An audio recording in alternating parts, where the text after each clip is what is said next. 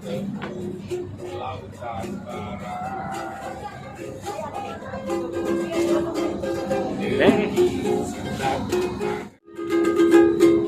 Bulan madu di awan biru, tiada yang mengganggu. Bismillahirrahmanirrahim. Assalamualaikum warahmatullahi wabarakatuh. Para penumpang semuanya, apa kabar siang ini? Alhamdulillah sehat, semangat, bahagia. Insya Allah semoga kita bahagia di mana saja kita berada. Saudaraku semuanya, salah satu yang kita tidak inginkan dalam hidup ini adalah yaitu ketika kita punya musuh. Betul? Kita tidak ingin punya musuh. Karena kalau punya musuh, kita akan menderita. Satu gelisah, tegang, dan mungkin ketakutan dan kecemasan, gitu ya. Nah, tapi mau tidak mau ternyata manusia itu punya musuh yang harus ditundukkan dan ditaklukkan. Kalau tidak, kita yang akan ditaklukkan dan ditundukkan. Dan ketika ditundukkan dan ditaklukkan, kita akan menderita. Nah, itu sekali lagi mau tidak mau kita harus menaklukkan musuh kita. Nah, siapa musuh-musuh manusia yang harus kita taklukkan dan kita tundukkan? Yang pertama adalah syaitan, ya. Syaitan yang selalu menggoda manusia, ya.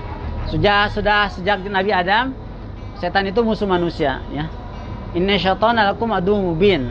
Setan itu musuh manusia yang nyata, musuh yang nyata. Nah, bagaimana cara melawan setan, ya? Cara melawan setan adalah wala tattabi'u khutuwati syaitan. Jangan mengikuti langkah-langkah setan, ya. Lalu yang lainnya kita berlindung kepada Allah, ya. Kita berlindung kepada Allah dari godaan setan, ya. Mungkin selalu kita berdoa, ya a'udzubillahi minasyaitonirrajim. Aku berlindung kepada Allah dari godaan setan yang terkutuk, ya. Atau dalam doanya, ya, Rabbi a'udzubika min hamaji syayatin wa a'udzubika rabbi ayahdurun, ya. Kita berlindung dari bisikan-bisikan setan dan kita berlindung dari kehadirannya. Ya, artinya setan itu selalu membisikkan manusia untuk berbuat jahat, berbuat maksiat. Nah, jadi itu musuh manusia, yaitu setan yang tidak terlihat, ya. Maka kita berlindung kepada Allah, jangan sampai setan menggoda kita, jangan sampai membisikkan kita, jangan sampai setan mencelaki kita. Jadi melawan setan adalah tidak mengikuti langkah-langkah setan, berlindung kepada Allah dari godaan setan, dan jangan mengikuti langkah-langkah setan, ya. Karena langkah-langkah setan itu tadi, pun mohon maaf ya, judi, mabuk, berzina, itu langkah-langkah setan, ya. Artinya supaya manusia jauh dari Allah. Yang kedua, musuh manusia itu adalah nafsu yang ada dalam dada, nafsu yang ada dalam diri kita masing-masing. Ada aduwika bainal jambika, ya. Musuhmu adalah yang ada dalam dadamu. Bapak, Ibu, dan yang lainnya, disadari atau tidak, nafsu ini adalah mengajak kepada kejahatan. Betul nggak? Wa ma ubari'u nafsi inna nafsa lamartu bisu, ya. Dan tidaklah aku bisa terlepas dari kejahatan nafsuku. Jadi itu kisah Nabi Yusuf yang selalu diajak untuk berbuat maksiat, ya, berbuat jahat. Nah, artinya melawan nafsu ini tugas kita, ya. Imam Ghazali mengatakan nafsu itu ibarat kuda liar dan liar. Artinya kuda ini kalau kita tidak arahkan, dia akan mencelakakan penunggangnya. Tapi kalau kuda diarahkan, maka kuda akan membawa manfaat. Betul tidak? Ibu-ibu ke pasar naik kretek, ya, delman, itu pakai kuda. Enak kan? Barang-barang jadi terbawa. Anak-anak ke tempat rekreasi naik kuda, jadi enak. Artinya ketika diarahkan, kuda itu akan membawa manfaat. Begitupun nafsu. Kalau kita arahkan, maka akan membawa manfaat bagi manusia. Tetapi kalau tidak diarahkan, diikuti nafsunya, manusia akan celaka sendiri, ya. Itu. Yang selanjutnya, musuh manusia itu adalah manusia yang dengki. Jadi sesama manusia yang dengki. Dalam surat Al-Falaq mungkin pada tahu, ya, wa min syarri hasidin idza hasad. Kita berlindung kepada manusia yang dengki apabila dia dengki. Manusia dengki itu tadi ingin mencelakakan orang lain, ingin merampas harta orang lain, ya. Ingin membuat orang lain menderita, itu dengki, ya. Maka kita berlindung kepada Allah. Mungkin sekarang banyak kejahatan, ya. Maka kita berlindung dari orang-orang dengki. Karena orang jahat itu hakikatnya orang dengki, ingin merebut harta milik orang lain, ya. Kedengkian ini diawali seperti Qabil kepada Habil, dengki, ya. Tidak ingin Habil menikahi Ikrimah, ya. Maka dia membunuh Habil supaya tidak menikah dengan Ikrimah.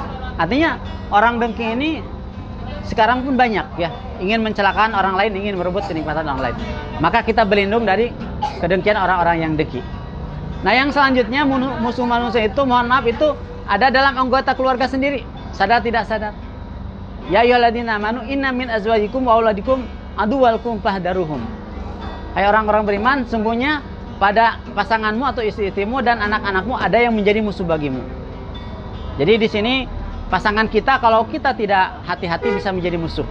Ya, mungkin Bapak Ibu bisa melihat kisah televisi ya, bagaimana anak membunuh orang tua membunuh anak. Itu artinya bisa menjadi musuh. Kalau apa? Kalau kita tidak hati-hati. Maka kata Allah, wa in ta'fu wa tasfahu wa taghfiru. Ya. Maafkan, lapang dada dan mohonkan ampun. Jadi di sini anggota keluarga kita pertama harus hati-hati ya. Jangan sampai salah menyikapi anak-anak kita. Kalau rewel jangan sampai langsung dicubit atau dimarahi. Hati-hati, berarti sabar ya di sana. Lalu maafkan. Kalau pasangan kita buat kesal, maafkan ya.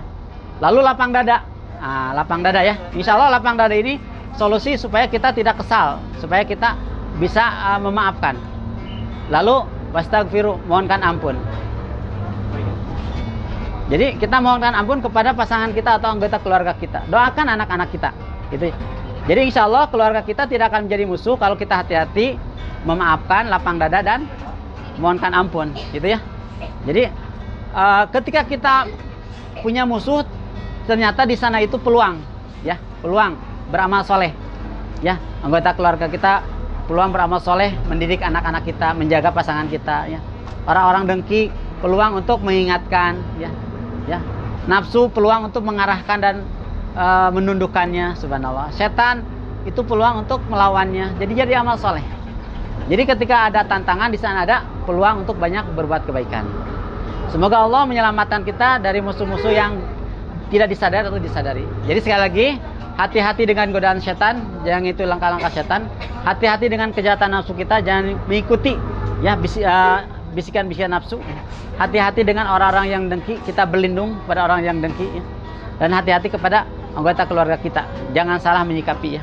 Hati-hati, maafkan, doakan dan lapang dada. Semoga Allah memberi kekuatan kita bahwa musuh-musuh manusia itu bisa diatasi dengan selalu mohon pertolongan kepada Allah, sehingga kita bisa selamat dan musuh-musuh ini menjadi bagian amal soleh kita.